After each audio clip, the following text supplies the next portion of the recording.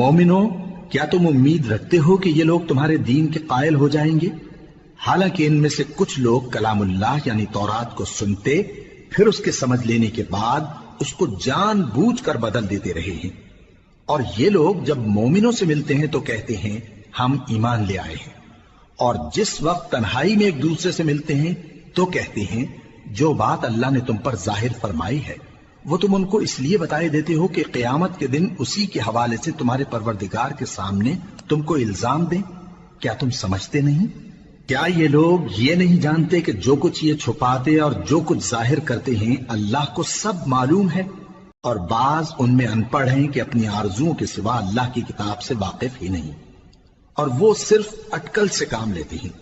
سو ان لوگوں پر افسوس ہے جو اپنے ہاتھ سے کتاب لکھتے ہیں اور کہتے یہ ہیں کہ یہ اللہ کے پاس سے آئی ہے، تاکہ اس کے عوض تھوڑی سی قیمت یعنی دنیاوی منفعت حاصل کریں۔ سو ان پر افسوس ہے اس لیے کہ بے اصل باتیں اپنے ہاتھ سے لکھتے ہیں، اور پھر ان پر افسوس ہے اس لیے کہ ایسے کام کرتے ہیں، اور کہتے ہیں کہ دوزخ کی آگ ہمیں چند روز کے سوا چھو ہی نہیں سکے گی۔ ان سے پوچھو کیا تم نے اللہ سے اقرار لے رکھا ہے کہ اللہ اپنے اقرار کے خلاف نہیں کرے گا؟ یا تم اللہ کے بارے میں ایسی باتیں کہتے ہو جن کا تمہیں مطلق علم نہیں؟ ہاں کیوں نہیں، جو برے کام کرے اور اس کے گناہ ہر طرف سے اس کو گھیر لیں تو ایسے لوگ دوزخ میں جانے والے ہیں، اور وہ ہمیشہ اس میں جلتے رہیں گے، اور جو ایمان لائیں اور نیک کام کریں وہ جنت کے مالک ہوں گے اور ہمیشہ اس میں عیش کرتے رہیں گے۔ اور جب ہم نے بنی اسرائیل سے عہد لیا کہ اللہ کے سوا کسی کی عبادت نہ کرنا، اور ماں باپ اور رشتہ داروں اور یتیموں اور محتاجوں کے ساتھ بھلائی کرتے رہنا، اور لوگوں سے اچھی باتیں کہنا، اور نماز پڑھتے اور زکوٰۃ دیتے رہنا، تو چند آدمیوں کے سوا تم سب اس عہد سے منہ پھیر کر پلٹ گئے۔ اور جب ہم نے تم سے عہد لیا کہ آپس میں کچھ تو خون نہ کرنا اور اپنوں کو ان کے وطن سے نہ نکالنا، تو تم نے اقرار کر لیا اور تم اس بات کو مانتے بھی ہو۔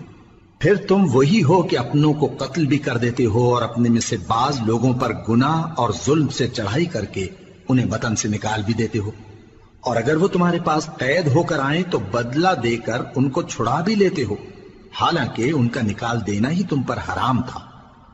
یہ کیا بات ہے کہ تم کتاب اللہ کے بعض احکام کو تو مانتے ہو اور بعض سے انکار کیے دیتے ہو؟ تو جو تم میں سے ایسی حرکت کریں ان کی سزا اس کے سوا اور کیا ہو سکتی ہے کہ دنیا کی زندگی میں تو رسوائی ہو اور قیامت کے دن سخت سے سخت عذاب میں ڈال دیے جائیں۔ اور جو کام تم کرتے ہو اللہ ان سے غافل نہیں۔ یہ وہ لوگ ہیں جنہوں نے آخرت کے بدلے دنیا کی زندگی خریدی، سو نہ تو ان سے عذاب ہی ہلکا کیا جائے گا اور نہ ان کو اور طرح کی مدد ملے گی۔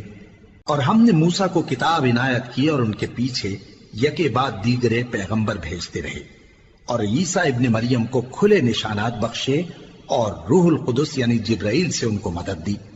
تو کیا ایسا ہے کہ جب کوئی پیغمبر تمہارے پاس ایسی باتیں لے کر آئے جن کو تمہارا جی نہیں چاہتا تھا تو تم سرکش ہو جاتے رہے، اور ایک گروہ انبیاء کو تو جھٹلاتے رہے اور ایک گروہ کو قتل کرتے رہے، اور کہتے ہیں ہمارے دلوں پر پردے ہیں؟ نہیں، بلکہ اللہ نے ان کے کفر کے سبب ان پر لعنت کر رکھی ہے، پس یہ تھوڑے ہی پر ایمان لاتے ہیں۔ اور جب اللہ کے ہاں سے ان کے پاس کتاب آئی جو ان کی آسمانی کتاب کی بھی تصدیق کرتی ہے، اور وہ پہلے ہمیشہ کافروں پر فتح مانگا کرتے تھے، پھر جس چیز کو وہ خوب پہچانتے تھے جب ان کے پاس آ پہنچی تو اس سے منکر ہو گئے، پس کافروں پر اللہ کی لعنت۔ جس چیز کے بدلے انہوں نے اپنے تئیں بیچ ڈالا وہ بہت بری ہے، یعنی اس جلن سے کہ اللہ اپنے بندوں میں سے جس پر چاہتا ہے اپنی مہربانی سے نازل فرماتا ہے۔ اللہ کی نازل کی ہوئی کتاب سے کفر کرنے لگے تو وہ اس کے غضب بالائے غضب میں مبتلا ہو گئے، اور کافروں کے لیے ذلیل کرنے والا عذاب ہے۔ اور جب ان سے کہا جاتا ہے کہ جو کتاب اللہ نے اب نازل فرمائی ہے اس کو مانو، تو کہتے ہیں کہ جو کتاب ہم پر پہلے نازل ہو چکی ہے ہم تو اسی کو مانتے ہیں، یعنی یہ اس کے سوا اور کتاب کو نہیں مانتے، حالانکہ وہ سراسر سچی ہے، اور جو ان کی آسمانی کتاب ہے اس کی بھی تصدیق کرتی ہے۔ ان سے کہہ دو کہ اگر تم صاحب ایمان ہوتے تو اللہ کے پیغمبروں کو پہلے ہی کیوں قتل کیا کرتے تھے؟ اور موسیٰ تمہارے پاس کھلے ہوئے معجزات لے کر آئے، پھر تم ان کے کوہ طور پر جانے کے بعد بچڑے کو معبود بنا بیٹھے اور تم اپنے ہی حق میں ظلم کرتے تھے. اور جب ہم نے تم لوگوں سے پختہ عہد لیا اور کوہ طور کو تم پر اٹھا کھڑا کیا اور حکم دیا کہ جو کتاب ہم نے تم کو دی ہے اس کو زور سے پکڑو اور جو تمہیں حکم ہوتا ہے اس کو سنو، تو وہ جو تمہارے بڑے تھے کہنے لگے کہ ہم نے سن تو لیا لیکن مانتے نہیں، اور ان کے کفر کے سبب بچڑا گویا ان کے دلوں میں رچ گیا تھا. اے پیغمبر ان سے کہہ دو کہ اگر تم مومن ہو تو تمہارا ایمان تم کو بری بات بتاتا ہے. کہہ دو کہ اگر آخرت کا گھر اور لوگوں یعنی مسلمانوں کے لیے نہیں اور اللہ کے نزدیک تمہارے ہی لیے مخصوص ہے تو اگر سچے ہو تو موت کی آرزو تو کرو، اور ان اعمال کی وجہ سے جو ان کے ہاتھ آگے بھیج چکے ہیں یہ کبھی اس کی آرزو نہیں کریں گے، اور اللہ ظالموں سے خوب واقف ہے. اور ان کو تم اور لوگوں سے زیادہ زندگی کے حریص دیکھو گے، یہاں تک کہ مشرکوں سے بھی بڑھ کر. ان میں سے ہر ایک یہی خواہش کرتا ہے کہ کاش وہ 1000 برس جیتا رہے، مگر اتنی لمبی عمر اس کو مل بھی جائے تو اسے عذاب سے تو نہیں چھڑا سکتی. اور جو کام یہ کرتے ہیں اللہ ان کو دیکھ رہا ہے. کہہ دو کہ جو شخص جبرائیل کا دشمن ہو اس کو غصے میں مر جانا چاہیے، کیونکہ اس نے تو یہ کتاب اللہ کے حکم سے تمہارے دل پر نازل کی ہے جو پہلی کتابوں کی تصدیق کرتی ہے اور ایمان والوں کے لیے ہدایت اور بشارت ہے. جو شخص اللہ کا اور اس کے فرشتوں کا اور اس کے پیغمبروں کا اور جبرائیل اور میکائیل کا دشمن ہو تو ایسے کافروں کا اللہ دشمن ہے.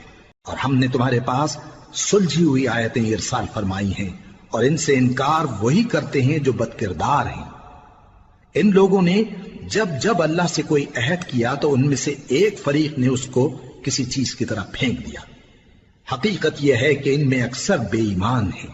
اور جب ان کے پاس اللہ کی طرف سے پیغمبر آخر الزمان صلی اللہ علیہ وآلہ وسلم آئے اور وہ ان کی آسمانی کتاب کی تصدیق بھی کرتے ہیں تو جن لوگوں کو کتاب دی گئی تھی ان میں سے ایک جماعت نے اللہ کی کتاب کو پیٹ پیچھے پھینک دیا گویا وہ جانتے ہی نہیں، اور ان چیزوں کے پیچھے لگ گئے جو سلیمان کے عہد سلطنت میں شیاطین پڑھا کرتے تھے.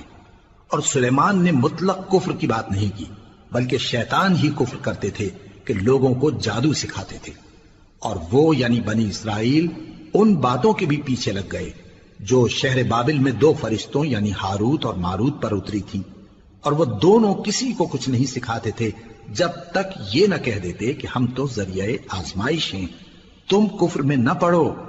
غرض لوگ ان سے وہ چیز سیکھتے جس سے میاں بیوی میں جدائی ڈال دیں، اور اللہ کے حکم کے سوا وہ اس چیز سے کسی کا کچھ بھی نہیں بگاڑ سکتے تھے. اور کچھ ایسے منتر سیکھتے جو ان کو نقصان ہی پہنچاتے اور فائدہ کچھ نہ دیتے. اور وہ جانتے تھے کہ جو شخص ایسی چیزوں یعنی سحر اور منتر وغیرہ کا خریدار ہوگا اس کا آخرت میں کچھ حصہ نہیں، اور جس چیز کے عوض انہوں نے اپنی جانوں کو بیچ ڈالا وہ بری تھی. کیا اچھا ہوتا جو وہ اس بات کو جانتے. اور اگر وہ ایمان لاتے اور پرہیزگاری کرتے تو اللہ کے ہاں سے بہت اچھا صلہ ملتا. کیا اچھا ہوتا جو وہ اس سے واقف ہوتے. اے اہل ایمان، گفتگو کے وقت پیغمبر صلی اللہ علیہ وآلہ وسلم سے رائنا نہ کہا کرو، انظرنا کہا کرو، اور خوب سن رکھو، اور کافروں کے لیے دکھ دینے والا عذاب ہے. جو لوگ کافر ہیں اہل کتاب یا مشرک وہ اس بات کو پسند نہیں کرتے کہ تم لوگوں پر تمہارے پروردگار کی طرف سے خیر و برکت نازل ہو، اور اللہ تو جس کو چاہتا ہے اپنی رحمت کے ساتھ خاص کر لیتا ہے، اور اللہ بڑے فضل کا مالک ہے. ہم جس آیت کو منسوخ کر دیتے یا اسے فراموش کرا دیتے ہیں تو اس سے بہتر یا ویسی ہی اور آیت بھیج دیتی ہیں. کیا تم نہیں جانتے کہ اللہ ہر بات پر قادر ہے؟ کیا تمہیں معلوم نہیں کہ آسمانوں اور زمین کی سلطنت اللہ ہی کی ہے، اور اللہ کے سوا تمہارا کوئی دوست اور مددگار نہیں. مسلمانوں، کیا تم یہ چاہتے ہو کہ اپنے پیغمبر صلی اللہ علیہ وآلہ وسلم سے اسی طرح کے سوال کرو جس طرح کے سوال پہلے موسیٰ سے کیے گئے تھے؟ اور جس شخص نے ایمان چھوڑ کر اس کے بدلے کفر لیا تو یقیناً وہ سیدھے رستے سے بھٹک گیا. بہت سے اہل کتاب اپنے دل کی جلن سے یہ چاہتے ہیں کہ ایمان لا چکنے کے بعد تم کو پھر کافر بنا دیں، حالانکہ ان پر حق ظاہر ہو چکا ہے. تو تم معاف کر دو اور درگزر کرو یہاں تک کہ اللہ اپنا دوسرا حکم بھیجے. بے شک اللہ ہر بات پر قادر ہے. اور نماز ادا کرتے رہو اور زکوٰۃ دیتے رہو اور جو بھلائی اپنے لیے آگے بھیج رکھو گے اس کو اللہ کے ہاں پالو گے. کچھ شک نہیں کہ اللہ تمہارے سب کاموں کو دیکھ رہا ہے.